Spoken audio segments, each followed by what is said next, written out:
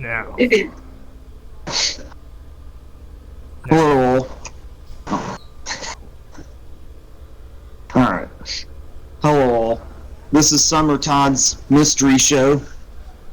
She couldn't make it to host the show this week, so this is her son Austin filling in for her. And tonight, I will be discussing my experiences with the spirits of World War I soldiers in my early childhood and how it shaped my beliefs on the New World Order and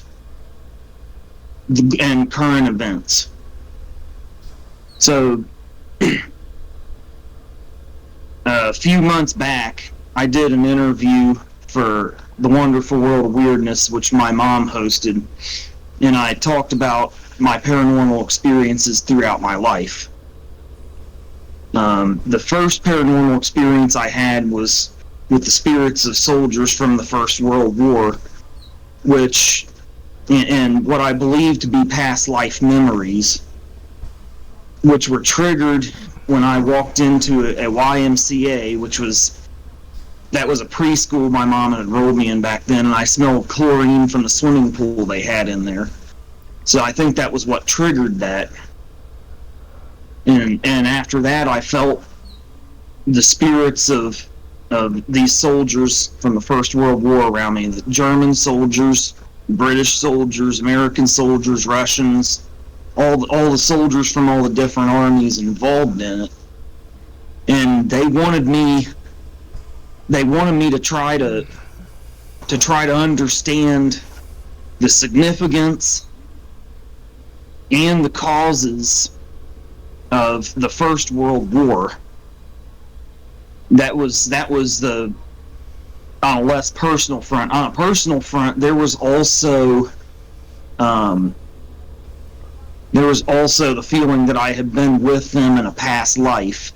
Now I can't recall what part I may have played in the war. What army I may have fought with, or where in World War I may have fought.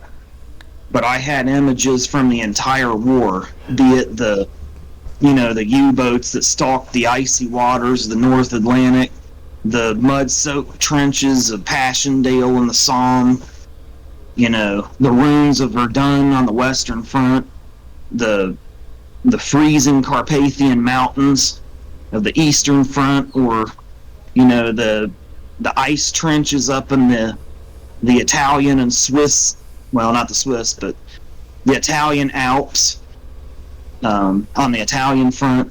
So it was kind of like they were images from everywhere, but it felt like I had been a part of it. But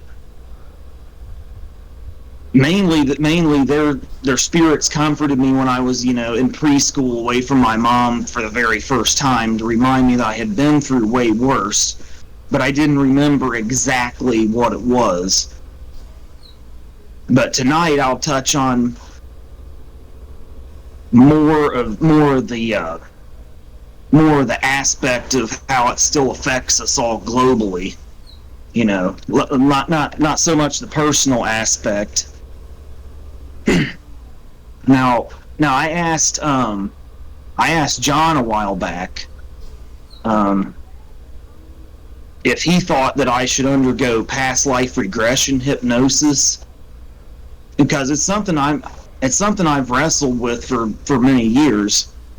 On one end, I've been like, well, maybe it would be beneficial for me to remember a past life, because I would understand more of why I was born into this life, and more things about my current life. And it might help me understand some things about this life that I don't understand.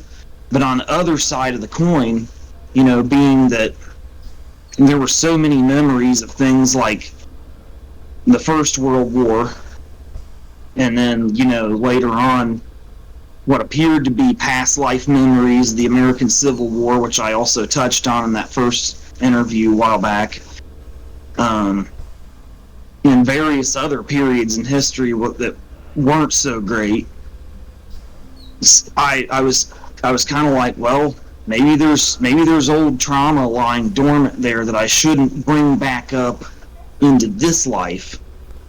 So I was wondering, now John's opinion on it was it's probably more beneficial for me to do artwork and music talking about historical events like that if it gives me a release as opposed to actually remembering the details of past life. And he very well could be right, because I'm not sure exactly where to go on the personal side of that.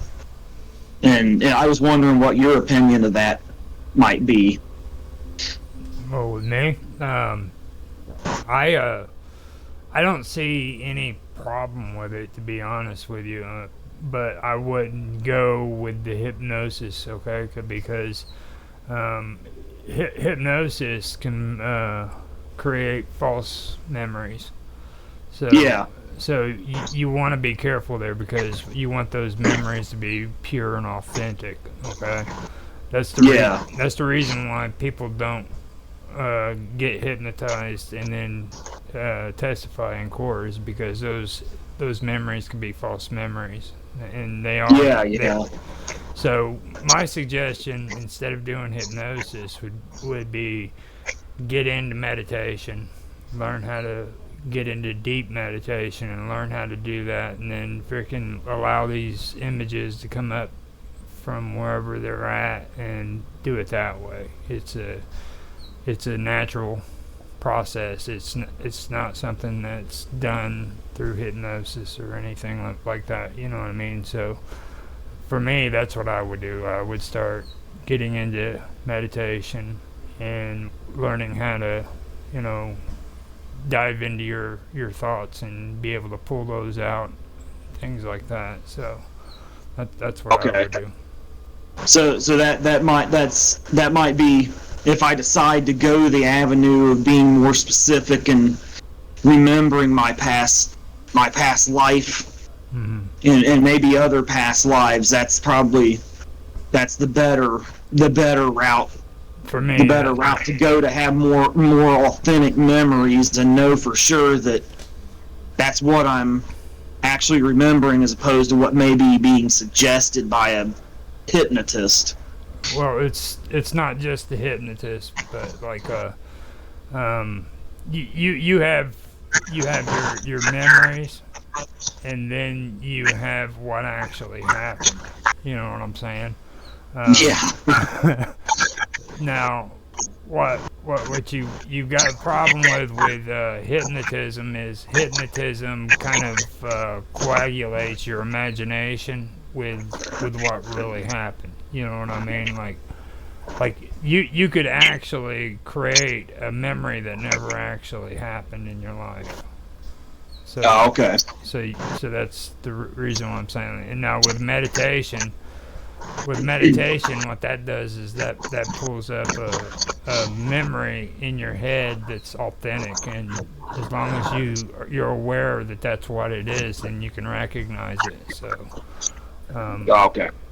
it's just hypnotism is a lot of people try to push that stuff when it comes into like UFOs and stuff like that. Like they try to say, well, you know, this person went in and got regressive hypnotism and stuff like that. Yeah, yeah. But when they try to remember alien abductions and stuff, that, Exactly. yeah, yeah, but if it's just like suggestion or imagination, you don't know for sure if it was what really happened. Right. I kind of see what you're saying. You know, That might. I'm not one of the people that jumps on the bandwagon when it comes to that. And like I've been into checking out all the stuff about UFOs for years now. You know what I mean? And um, I've actually been curious about the hypnotism stuff because of stories that I've heard. And then I also went and I found out about the legal aspects of hypnotism and being a witness. You know what I mean? Yeah, like how it's not admissible in court and stuff. Yeah.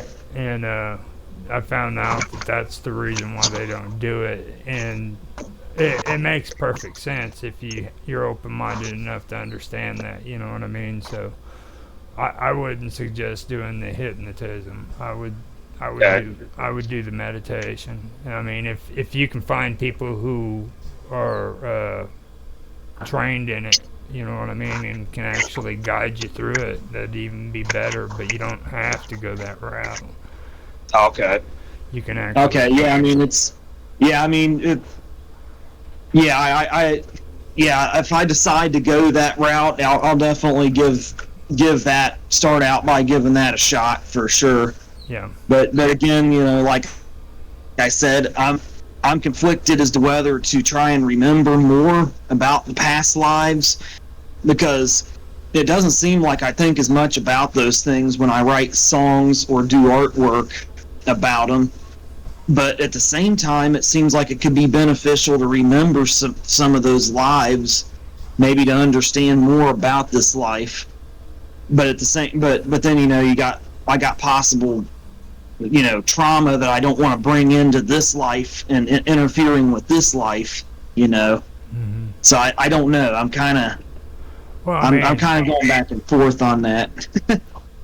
from every from everything that I've heard so far when it comes to your family, okay, the one thing that I pointed out to your mom is there's something there when it comes to you, your sister, your mom, her sister, and your grandma. Okay, her mom. Okay, yeah. And when we started talking about Oxford and everything, that's what stuck out to me about that, was because your grandmother, I guess, she had that vision there of the student that was supposed to be a ghost, and that started with her, and then all of a sudden your mom and her sister started having experiences, you know what I mean? So when I started hearing that, what it made me think was maybe there's a connection there, something that's inherited down the line. So you might be experiencing a lot more than just, you know, traumatic memories going on in your head. Yeah, I might be experiencing more than just traumatic memories from a past life. There's also other spirits that kind of hitched a ride due to abilities that I inherited. Yeah, I absolutely do believe that. Yeah. These might not actually even be your memories. They could be something that's being given to you, because what I'm discussing is mediumship. Okay, now with being a medium, you don't have these powers. You're just a vessel, and this information is being transmitted through you. It's like a power line. You know what I mean? Electricity travels through the power line. But yeah, absolutely. You know what I mean? And that's kind of like what the process is. Like, you're actually a vessel where the information can be transmitted. So that could explain why I'm seeing I was seeing every different aspect of the First World War, you know, from the North Atlantic to the Western Front to the Eastern Front to the Italian Front. Yeah. To the war in the air with all the I used to see the images of the biplanes and the pilots, you know, all flying up and dog fighting each other. So I saw every aspect of it. It's like there's a flood of information. Yep. But so much so that it could be so much so that it feels like I was there when perhaps I wasn't. But it's hard to say for sure. That's what I'm saying. That meditation will help you be able to determine stuff like that, and you'll be able to have an understanding of it. I don't think blocking it out is a good thing. I mean, no. No, I mean, old John said I should release it through you know, I should release it through artwork and music like I've been doing if that works for me. Yeah. But he said he didn't. He said it it didn't necessarily matter if I remembered a past life. You know, of course, saying that's the case, that it was a past life. Mm-hmm. You know, but you know, that's something I'll give a little more thought to, trying to actually remember the past life to understand this one better.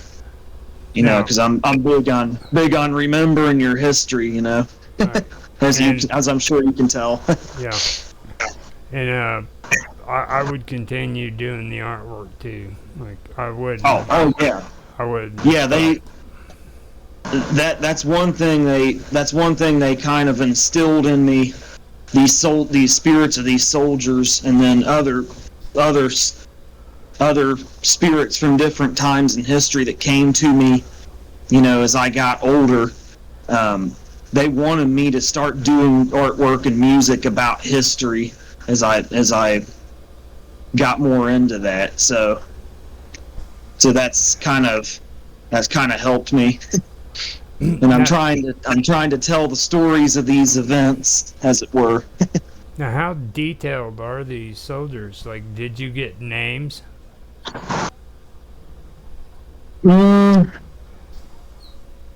No, I never really got a. There was only one name that kept coming to me, and it was of a British Royal Army corporal, or maybe a colonel, and I think he was. I want to say he. I'm not 200% sure. But it seems like he was killed maybe in the Battle of the Somme, or perhaps the Battle of the Marne River. And he was either Corporal or Colonel Albert Ball. All right. So see, that'd be a place to start.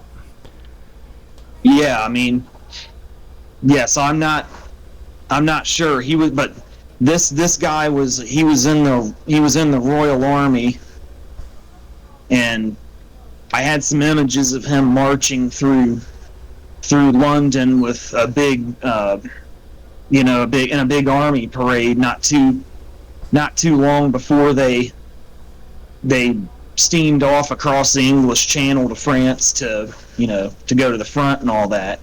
And then there was some, like I said, there was a shit ton of other images, and I feel a personal connection with some of the soldiers and sailors and airmen from all the different countries that fought.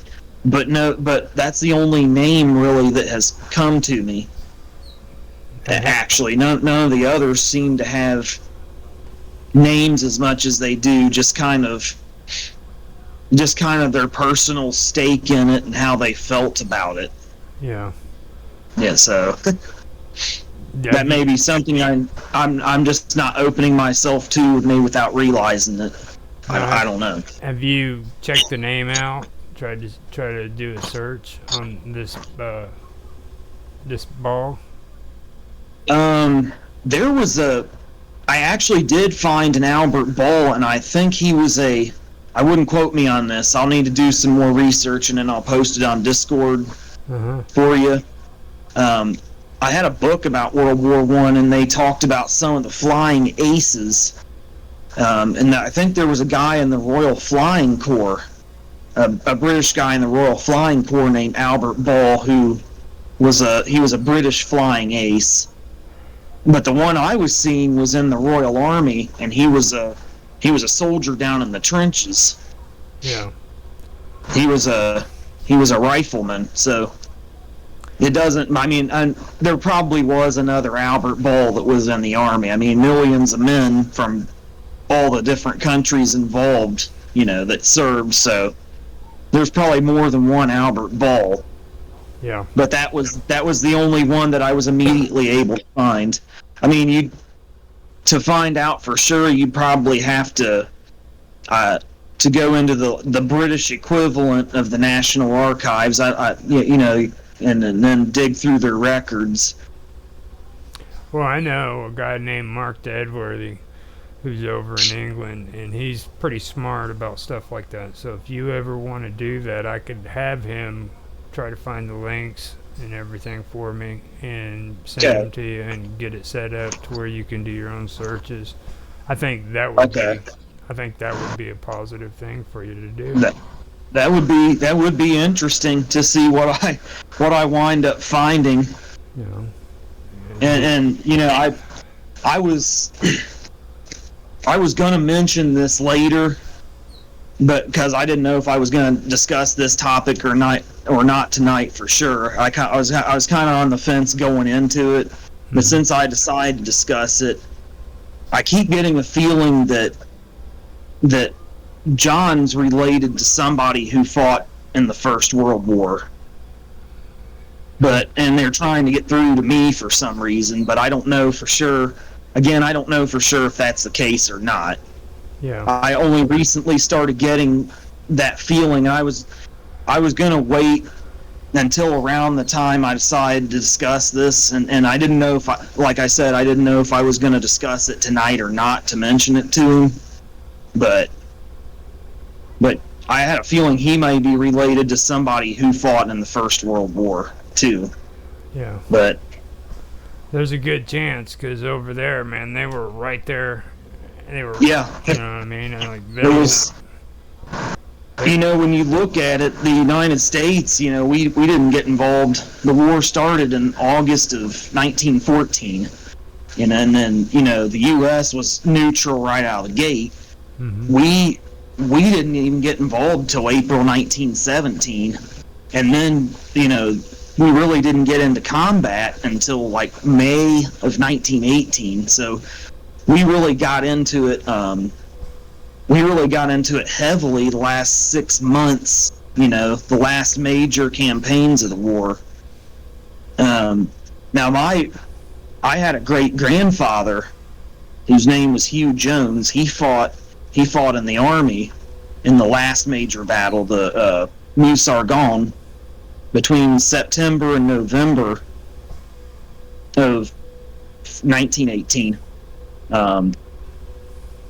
And he fought right along. I think he fought right alongside the British and Commonwealth soldiers, because he always talked in pretty high regard with them. Now he survived that last major battle, and then he was on his way back from the front after the war had ended, and this train he was on was headed towards a railroad trestle. The Germans blew up just before they retreated, mm-hmm. and the train wrecked, obviously, and he broke his back. I mean, it's pretty rough. It's rough to yeah. It's rough to survive, you know, the last major battle of the war and all that, and then you're on your way home, you break your back in a train wreck, you know. Yeah, but he made it back home all right. But other than that, but you know, who knows? It's maybe he was in the. If John's related to somebody who fought in the First World War, maybe he was. Maybe whoever it was he was related to was part of that last major campaign. You know, small world. That would be a very major synchronicity. But that, you know, it could be a stretch. But at the same time, stranger things have happened. Yeah. So it's whenever I see John, I'll ask him for you about it, because he's usually always busting my hump about stuff, wanting me to do stuff for him. So whenever I see him, I'll ask him if he had anybody that, or a grandparent, or maybe even a great uncle or something that could have. Yeah. You know. Yeah. See if he had. Yeah, I mean, because England, I mean, they were in it hot and heavy from the get-go, so there was almost not a family in England that, you know, at that time that wasn't affected in one way or another, and I'm sure that probably just about everybody there, every family there is still has, you know, relatives that were a part of it, you know. Mm-hmm. The same with World War II, you know, that you know, major events like that touched an entire country for 4 years like that did. It wouldn't surprise me. Yeah. But especially World War II, they were getting the bombs and everything. They were right there on the edge of France. So. The Blitz came right to their doorstep. Yeah. So it was rough going for them, for sure, man. But yeah, Yeah. I'll ask them for you and everything and find out what's going on. Yeah. There. I mean, it's a feeling I kind of had, but I was thinking about asking him just before I discussed it, but I decided to discuss it the last minute tonight, and so I didn't have a chance to reach out to him before then, but it's a feeling I get. I don't know for sure. It could just be a hunch that doesn't mean nothing, but. See, and that's kind of what I was talking about too. It's really good that I get to talk to you about this stuff, because I was in my interview with your mom, I was bringing that up about it being hereditary, and there's something that did happen with all of you. You know what I mean? Yeah. And something. Go ahead. I was. Oh, okay. I thought you were gonna say more. Yeah, something occurred, and I'm not sure exactly what it may have been. It seems like my grandma seeing that ghost at that Miami University. That seems to be the beginning of it. But then again, you know, the house that my mom grew up in was haunted even before my grandma saw that too. So it's hard to say exactly what it may have been for sure. And my grandfather, who served in World War II, I believe he brought back spirits from the war in the Pacific with him, because he was a Seabee in the Navy, mm-hmm. and he was stationed in Borneo and New Guinea, and I think he brought back the spirits of Marines and soldiers and Japanese even, I think, followed him home, because I felt them around him a lot when I was a really little kid, but I don't know how aware of it he was.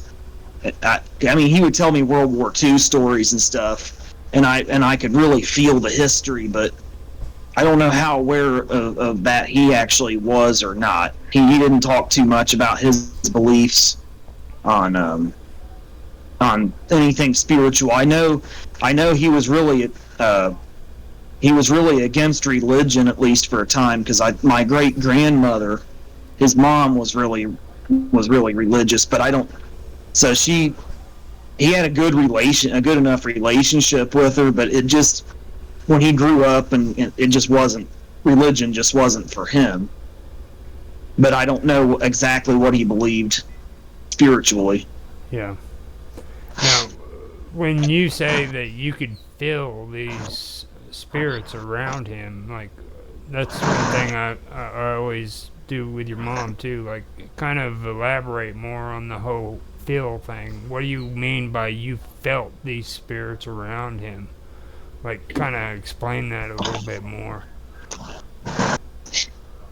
Well, when I was a little kid, and me and my sister used to go over there, and he would tell us, World War II stories. I would feel, I would have all these images of American aircraft carriers and the Japanese aircraft carriers, mm-hmm. Battling it out with each other. I'd see the planes shooting each other down. I'd see kamikaze attacks. I would see Japanese soldiers hiding out, waiting for the Marines to come on shore, and then just opening up on them. And I'd see the Marines getting down when they got opened up on, and just all manner of combat that you can imagine. You see, this is what I was talking about. Like, you said feel, but right there you're having visions. You see what I mean? Well, I could feel the history. I don't know if I'm describing it to you quite. You're seeing this stuff. You see what I mean? Like, you're yeah. That's a vision. But I mean, at the same time, I did feel that they were around him, and they were kind of sending these images to me. Okay. If that makes sense. So I guess that could be what I would mean by having felt it. So you could sense that they were actually there in the room. Yes, and I felt like they were with me, kind of sending me images of some of the major things that happened, and the weird thing about it was the Japanese that followed my grandfather home, they didn't really seem to have any hatred or anything towards the American soldiers. It just seemed like they all were there trying to convey the history. They wanted me to feel the history and understand it, and then later on in life go forth and tell it through, again, like the First World War soldiers kept telling me, convey it through art and music, talk to people about it to make sure it's remembered and its impact is remembered. And so that's what I mean by I felt it. I mean, I did see things too, but I felt them with me, telling me the story. Yeah. That were trying to tell me their stories. That's pretty good. Now, when it comes down to it, what's the message that you think that you need to pass on to everybody when it comes to the history? You know what I mean? Like, what is the history, and what message is it that you feel you need to share? Okay, well, so that's that. So now we're getting back to the original point. Yeah. Because I tended to ramble on about the more personal aspect of it. That was good. Don't think that. I mean, that was good news. That was good stuff. It definitely add to the interview. So getting back to the original point, I spent years struggling to understand the root causes of the First World War and its significance, and for I felt him kind of trying to tell me, but it was like it took me a while. It just took me a long time to understand it. And so basically the root causes of it came down to economic, military, and industrial competition between two competing alliances. And these alliances were the Central Powers, which was Germany, Austro-Hungary, the Austro-Hungarian Empire, the Ottoman Empire. Italy was one of the Central Powers. They later switched over to the Allied side. Then the Allies were England, France, and Russia. And of course all of England's colonies at that time, which were Canada, Australia, New Zealand, what have you. So that was the two major alliances. But it appears that power had been consolidated into two major alliances that were competing with each other, and then over the years that it became the tension formed a powder keg, and the spark that lit it was when a guy by the name of Gavrilo Princip, he shot the Archduke Francis, was it Franz or Francis Ferdinand, in Vienna, Austria. That was on June 28th, 1914. And so that was the spark that lit the powder keg that became the First World War. So I came to understand the root causes of it, and it took me a little longer to understand the significance. So, long story short, the war, after 4 years, toppled 4 major empires, and those empires were the German Empire, which was the Second Reich under the Kaisers, the Hohenzollerns. The other empire was the Russian Empire under the Tsars, which was at that time ruled by the Romanovs. And then you had the Ottoman Empire, which was toppled. You had the Austro-Hungarian Empire, Austria-Hungary, however you want to say it. That empire was toppled. So the significance, it appears like the power was consolidated. The old world order was, all these old royal families that ruled Europe. It appeared like somebody that may have been in charge of these royal families made them start to consolidate the power. And then they created an event that wound up toppling this said old world order. And it basically turned Europe into a power vacuum. Europe was economically and socially devastated by the whole thing, and financially too. And it left people desperate. So they turned later on in their desperation, their post World War I desperation, to unfortunately to tyrants, and a whole series of them. So that was basically the significance of the root causes, and the significance was it toppled the power was consolidated in the old world order, and then the old world order was toppled by it. One fell swoop, was just knocked out, and nothing but devastation was left in its place, which left people desperate. And so this power vacuum, as it was filled by a whole series of tyrants with force going into the 30s. You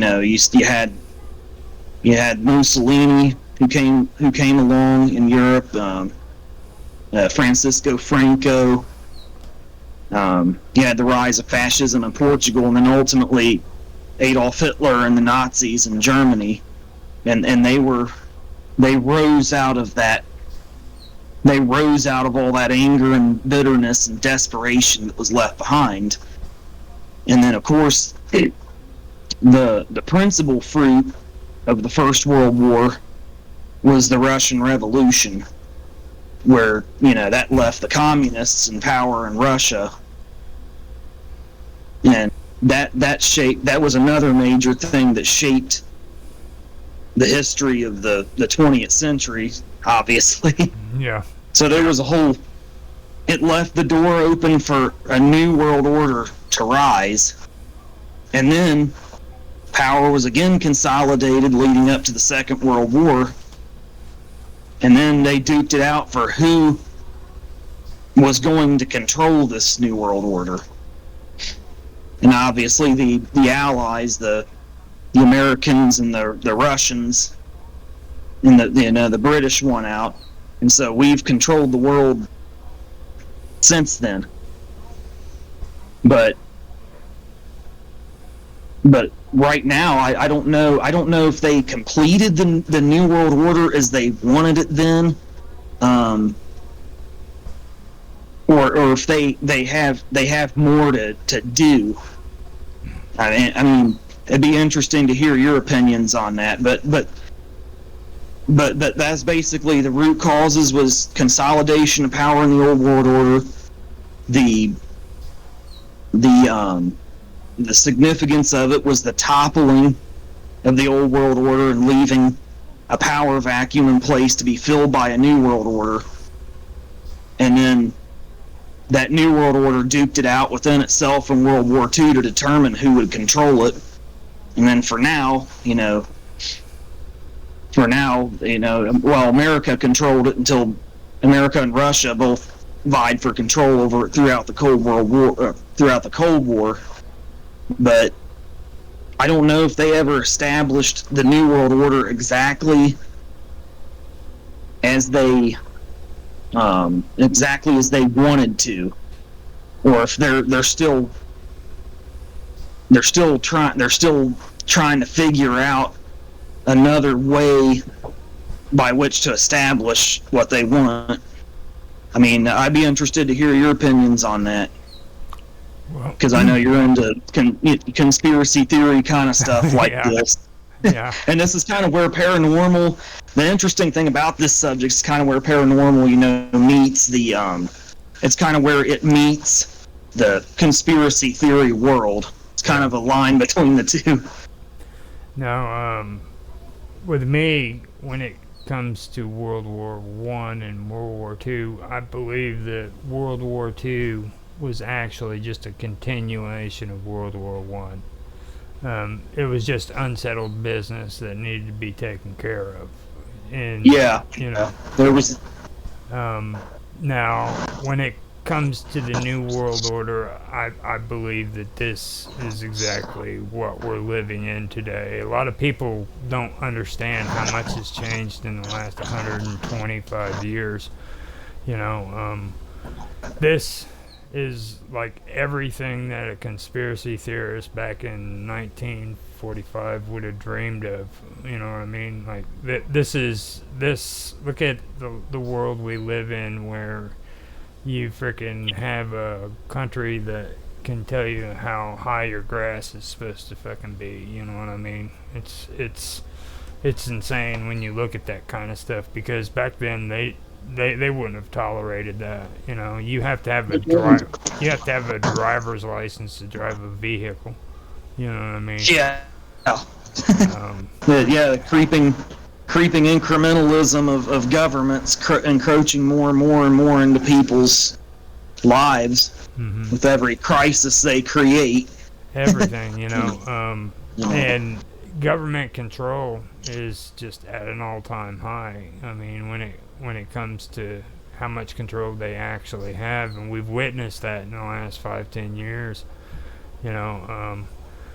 Oh yes, absolutely. Now, I did research on socialism, and a lot of people have like this misconception that socialism started out of communism from Russia, and it was actually the other way around. Like, communism is a result of socialism, which started in France and Germany, of all places, And where I get a lot of flack from a lot of people is when we discuss the Nazis. Okay, the Nazis weren't far right; they were far left extremists. Yeah, I mean, they were the National Socialist German Workers' Party, which socialism is a leftist ideology. Right. And they eventually became fascist, but the reason why fascism worked out was because fascism learned how to freaking monopolize socialist programs. Okay. When you create monopolies out of a freaking socialist program, you become a fascist state. And you had people like Krupp. I don't know if you ever heard of him before. Krupp Steelworks? Yeah. He was the one that freaking built the bombs for the Germans and stuff. There was him, and there was a Daimler Chrysler, Volkswagen. All of them. There were many of them. The You ever hear of the Volk movement? What is it? It's called the The Volk. Volk movement? Yeah. Oh, yeah, yep, yeah. That they were an actual movement that was a liberal party, believe it or not. They were they believed in blood and soil. You know what I mean? It was Yeah, I think they took that out of old Otto von Bismarck's speech. no, actually, they were conservative, I think. Not liberal. They were more conservative. Which back then, conservatism was liberal. But, you know. Yeah. Yeah, the liberalism's gotten more and more to the left over the decades. It's to where it's just like, scary absurd now. But see, you brought it in. All that kind of sums up what I'm talking about. Like, our perceptions have been altered, and the things that we believe now are false. The majority of it's not true at all. And the reason why is because they've been setting up these structures. Okay. And in order for them to set these structures up, they have to alter your thinking and my thinking so that we think the way they want us to think. They have to Go ahead. They have to condition us to not only accept but to celebrate their control. You know. Yeah. That's kind of what Orwell warned us about. We're slaves to our own vices too. You know, you got people who are freaking addicted to drugs and alcohol, and freaking they're okay with it. You know what I mean? And that's because ever since the beginning of freaking civilization, you know, man has always drank beer. Yeah. You know. Yeah, that's very true. So they've pretty much gotten us drunk, gotten us high, frickin' turned us around, made us to where we don't think straight, and we're slaves basically, because all we do is work for frickin' a paycheck. You know what I mean? I know that feeling. You know, you tell somebody to take time off for themselves so they can do something that they enjoy doing, and they're like, "Oh, I don't have time for that. I gotta work." Yeah. You know what I mean? So you're trying to tell me you can't freaking take time off for yourself to try to make your life a little better for yourself? Yeah. You know? Yeah, I mean, I do everything I can to make time, you know, for myself and the things I love, and you know, to get my message out, because I'm kind of an engaged in the fight against that, you know, as it were. Yeah. But I think that the New World Order is now, I don't think that it's going to happen. You know what I mean? 1984 was freaking over 40 years ago. You know what I'm saying? So you gotta stop and think about that. Freaking 40 years ago, that's when the book said that it was supposed to happen. And it's been 40 years. So think about it, you know what I mean? Like, have you ever heard of the book 1984? Yeah, by George Orwell. Right. When you said the book, I didn't know if you did say 1984. Yeah. For a minute, I thought you were referring to the book of Revelations. No. Because that was another. Yeah. But that's another thing that ties into that. That's what I thought you were referring to for a minute. But yeah, I think it is here among us. Now, if they've got it fully the way they want it, I don't think so. Because if that was true, like you said, consolidated, the UN would be in full power. Yeah, they're not yet. I mean, the foundation for it's in place, but they don't have it where they want to yet. So the overall message that they all appear to be trying to warn me about was that, you know, the old world order got toppled in the First World War, and the clock started ticking on civilization with the First World War. It started ticking in 1914. And we've been on borrowed time ever since. And then, of course, World War II we ended World War II with weapons that can destroy, with nuclear weapons that can destroy the entire planet in a matter of hours. Mm-hmm. Civilizations, we know it, So all the events it set into motion got the clock ticking on us, set the ball rolling for the New World Order, which we're in now, and it's hard to say exactly what their next move will be, but that appears to be what they're more or less warning me about. Oh, it's good that you're actually perceptive to that, because I mean those are things that are important. You know what I mean? Like, a lot of people don't even want to talk about it. There's just. Go ahead. Oh, okay. I mean, there's a lot of people that just think, oh, you're a stupid conspiracy theorist. That's all bullshit. Don't believe all that crazy stuff. People believe the book of Revelations. They're Bible thumping maniacs, and what I've heard it all from over the years talking about it. So. Well, me, I don't like. I'm not like all in on the conspiracy theorist thing. Like, I actually like do stuff when it comes to like political history and politics too, and a lot of people that I deal with is from different categories of life. Like, there's Mark and Tan. You know what I mean? They're the hardcore realist kind of people, you know what I mean? Well, not realist, but like they don't want to get caught up in conspiracies and paranormal and stuff like that, but they're into stuff like tech and and things like that.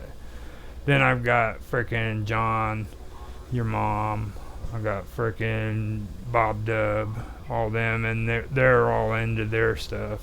And then now there's Vince. He's into philosophy, and you know what I mean. So you got a lot of different aspects of things, and for me personally, I can't be held down by one group, because if I am, then I'm gonna suffer in this area. So. Oh yeah. I mean, it's very, very good to keep your horizons broadened, Mm-hmm. and whenever I talk about anything, I try to get as many subjects together. I try to talk about it in such a way to where I get as many subjects kind of melded together as possible. So I draw in people from all different backgrounds, because I'm into the things my mom and Bob Dub are into and that John are into. Other than conspiracy theories, politics kind of stuff, I'm into that too. I'm into the stuff that Vince is into, the psychedelic drugs kind of and philosophy kind of things that he's discussed. That interests me too. So and then of course, paranormal stuff. So I make my best effort to tie all those things together the best I can, without anchoring myself down too much to one subject.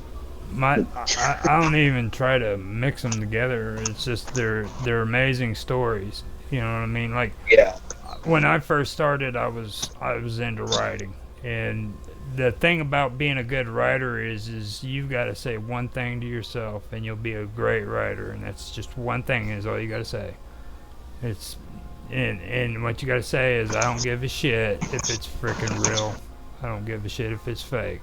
It's a good story. I like it. Yeah, I never thought of it that way. Okay. Because I do creative writing and stuff. I never really. I think of it that way with my music.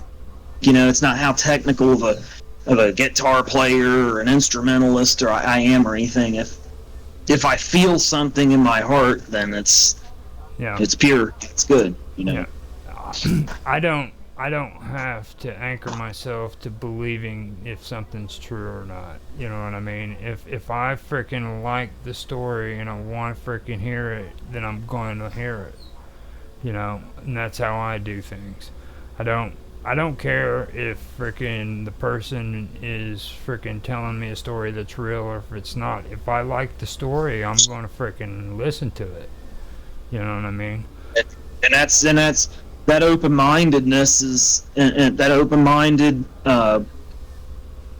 unanchored down approach is what makes you a great interviewer and a great listener, you know. Yeah. That's By the way, I wanted to remind you that this isn't an interview, man. You're like hosting a show and stuff. I'm just your I'm just that kid. Well, it just became more of a. I started talking about all my stuff, and then I'd ask your opinion on it, and we'd go back and forth, and then it became a conversation. Yeah, Not so much an interview as a conversation between us, I would say. Yeah. Because I anytime I talk to somebody, I always want to hear their opinions on some of the things I'm talking about. Well, you're doing great and everything. It's just when you said that, I wanted to say, hold on now. You're hosting a show here. You're the host. But I've done pretty good hosting it. As far as telling laying out the story and the message I'm trying to convey. Yeah. we just tend to get into conversations, and then that's where it turns into sort of a sort of an interview. It's pretty good. I really like it. I like what you had to say so far, and like when it comes to all that, what we were just talking about, on the story and being open-minded. The last step that I have to make is listening to things I don't want to hear. You know what I mean? So that's the trick. That's the hard part, you know what I mean? But I'm getting better at it, and I think that's where you strive to be better at what you're doing. Not just listening to the stories that you like, but try to listen to the stories that you don't like too, because then you can kind of have more of an open mind. Yeah, absolutely. Because think about it like this: even though you don't agree with it, you can tell somebody, well, I did listen to it, and I do know what they're saying. You know what I mean? So I do that too. Yeah, so that helps them see things, that helps them feel more connected to you without, feeling like you just, pushed your views down their throats, and, Right. And then yeah. I learned that too. I learned that the hard way. Like I had to learn, like, you don't force your beliefs on other people. Just kind of, it's in your actions. You know what I mean? People will notice the way you act, and that's what's going to influence a person. It's not going to be the nice, cool speeches that you give them. It's going to be, just as much body language and facial expressions and the way you really come across to them and and other people. Conveying your points. Right.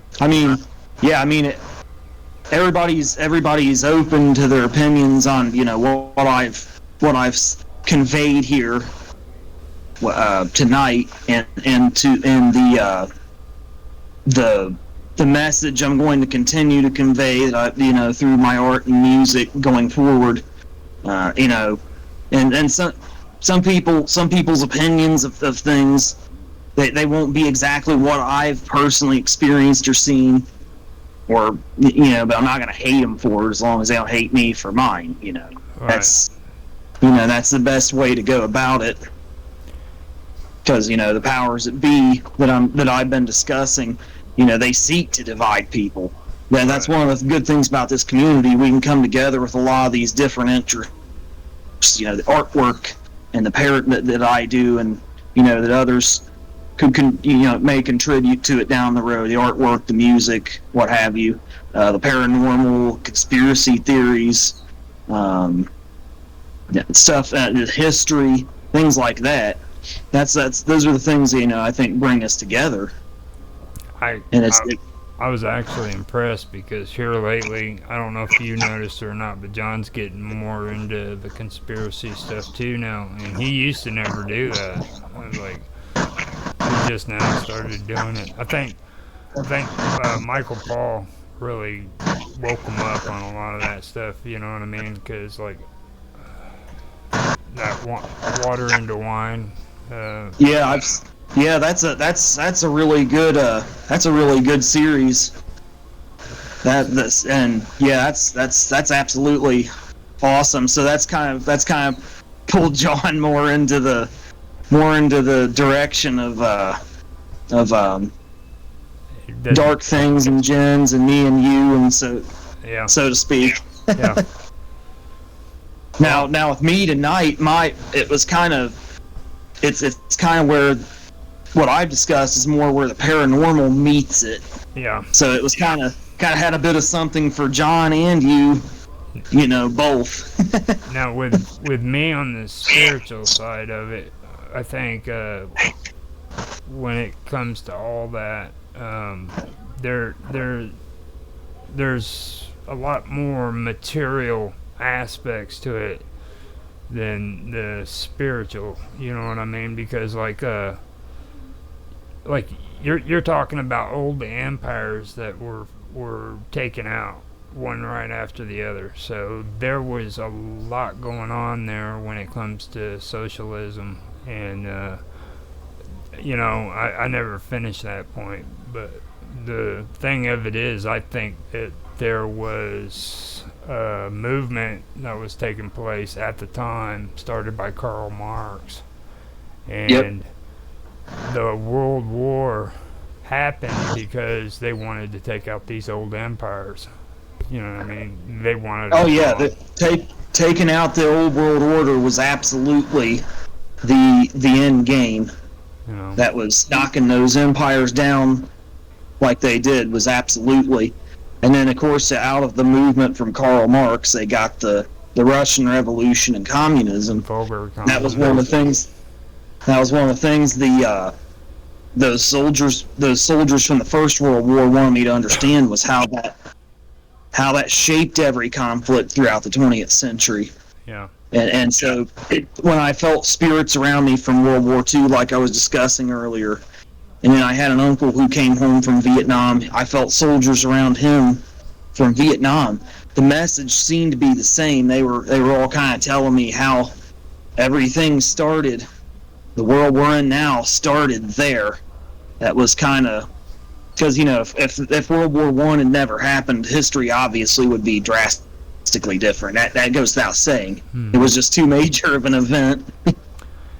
So that seemed to be the message they're conveying, and it's hard to tell exactly where they're trying to tell me it's all leading. I know that I do think we're getting towards the end of time as we know it and understand it.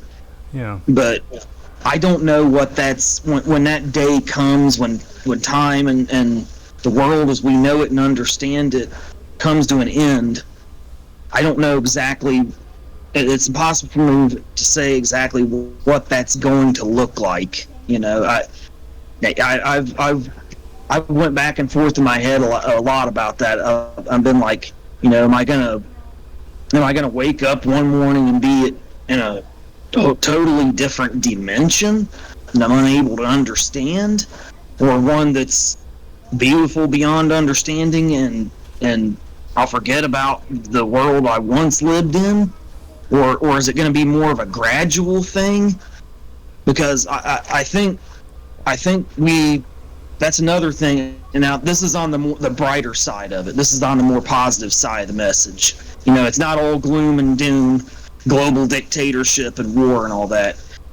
There is at some point when they start trying to push the division and the war and poverty and slavery on us hard enough, some point our soul, the human soul, the God consciousness, whatever you want to call it, will start to wake up and come together. And I get the feeling that may be kind of what's going on with this community here.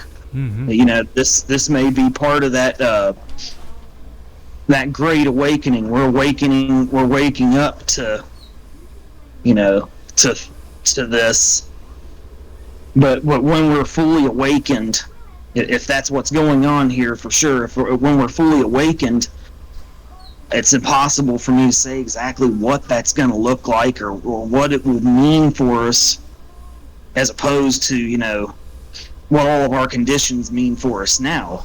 It's so there'll be a new world order where the evil and tyranny tries to take over, but there'll be an awakening and kind of a counteract, pushback against it, a great awakening. But what that looks, the new world order that's good, I don't know what that one looks like as opposed to the darker evil one.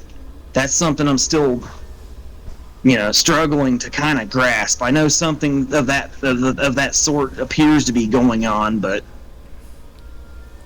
you know, that's my take on it. Well, that would be perfect for ending the show. We're at like an hour and 6 minutes, so you did a great job, man. Oh yeah, thank you. Yeah, I can try to think over that, you know, next time, and I can do probably an entire show maybe on the Great Awakening, or maybe a round table event. We can maybe do a round table event of that sort or something. Now, I'm not. This isn't my show, but I wanted to ask you on my channel. Would you be willing to still do an interview and everything? Because freaking, I've been wanting to talk to you more about that. We haven't. Yeah, absolutely. I'll do an interview. Yeah, we'll set up a time. And I can do an interview as soon as we're able. I already got one with your mom and everything, but I want to be able to get an interview with you for my channel, apart from Wonderful World of Weirdness on my channel, which is Strange Stories. So.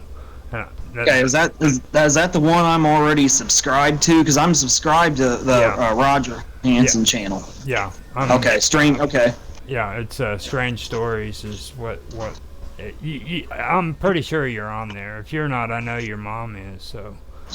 Okay, yeah. I was just making sure that was a channel I was subscribed to, because I did subscribe to your channel a while back. All right. So. And